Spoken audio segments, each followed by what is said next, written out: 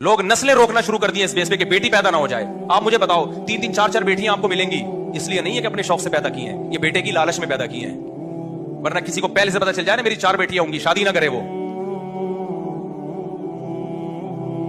یہ ہماری سوسائٹی تو ایسی نہیں تھی, اسلام میں تو ایسا نہیں تھا.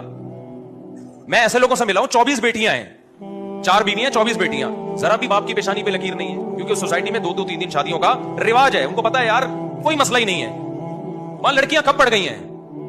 ہماری سوسائٹی میں اوپر سے مٹھائی بٹ رہی ہے, لڑکی پیدا ہوئی, اندر سے ہو گیا بیٹا بیڑا غرق ہو گیا, اندر سے یہ جذبات ہوتے ہیں کیونکہ اب اس کو پڑھانا بھی ہے, سارا خرچہ اس پہ نہیں خرچہ کیا رشتہ ہی نہیں ہوگا, دبا کے خرچہ بھی کرنا ہے اور اس میرے خرچے سے حرام خور سسرال فائدہ اٹھائے گا, مجھے اس کا خرچے کا کوئی. آپ اپنی بیٹی کو اپنے خرچے پہ ڈاکٹر بناتے ہو, ساری ٹینشنیں اس کی اٹھاتے ہو, اس کی اخلاقی تربیت بھی کرتے ہو, یہ بھی فکر کرتے ہو آپ کوئی بوائے فرینڈ بنا لے, یہ ٹینشنیں بھی آپ کی. پھر اس کے بعد اس کی شادی کی ٹینشن, سارا پڑھایا لکھایا سارا خرچہ آپ کا ہوا, وہ حرام خور سسرال جس کو ریڈی میڈ ڈاکٹر چاہیے, اس کی ڈاکٹر